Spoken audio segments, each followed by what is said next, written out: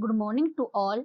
Myself, Nitisha Soni, Assistant Professor in Nursing Department in RPIIT Technical and Medical Campus, Karnal. Today, we will discuss about IMCI, means the Integrated Management of Childhood Illness. Now, let me start. Introduction. 10 million children per year die in developing countries due to acute respiratory infection, diarrhea, measles, malaria, nutrition. 1990, WHO plus UNICEF plus other agency, that is name of health agencies. IMCI. India adopted as IMNCI. What is IMNCI? IMNCI is an integrated approach to child health that focus of the well-being of the whole child. IMNCI aims to reduce death, illness and disability and to promote improved growth and development among children and under 5 years of age. IMCI include both preventive and curative elements that are implemented by families and communities as well as by health facilities. The strategy include three main components: improving case management skill of health care staff, improving overall health systems, improving family and community health practices. Structure of IMNCI. IMNCI categories of two groups of children: 0 to 2 month young infant and 2 month to 5-year children. Objective: reduce mortality, reduce frequency and severity of illness and disability, improve growth and development during the first 5 years of a child's life.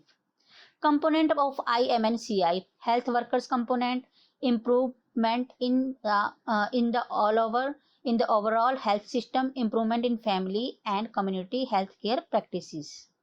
First is a health worker component: improvement in the case management skills, that is guideline and training. This is managed by skilled case management. Second is health service component: improvement is needed for effective management. Health workers identified referrals, swiftly transferred, referral centered, supervision and monitoring essential drugs. Principles of IMNCI guidelines. Now, first principle is all sick children under 5 years of age must be examined for conditions which indicate immediate referral or hospitalization. Second principle is children must be routinely assessed for major symptoms, nutritional and immunization status, feeding problems and other potential problems. Principle third: only a limited number of carefully selected clinical signs are used based on evidence of their sensitivity and specificity to detect disease. Next principle is based on the presence of selected clinical signs, the child is placed in a classification. Classifications are not specific diagnosis but categories that are used to determine the treatment. Referral, treatment in health facility and management of at home. Next principle is IMNCI guidelines address most common but not all pediatric problems. Next principle is limited number of essential drugs are used.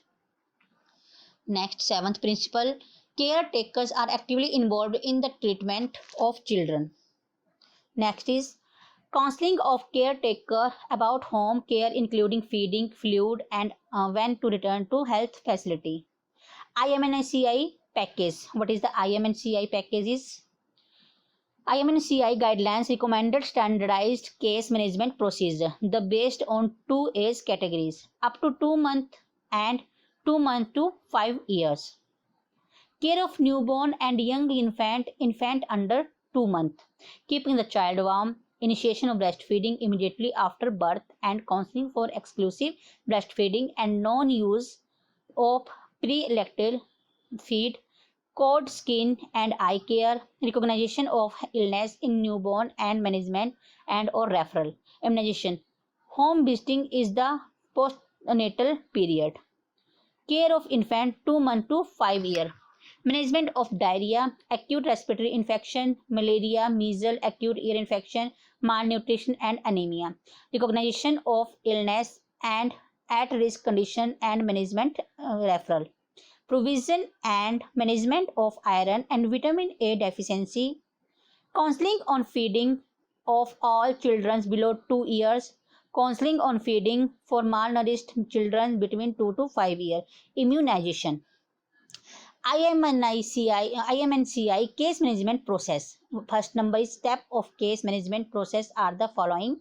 Second is assess the young infant child, classify the illness, identify the treatment, treat and young infant child, counsel the mother, provide follow-up care.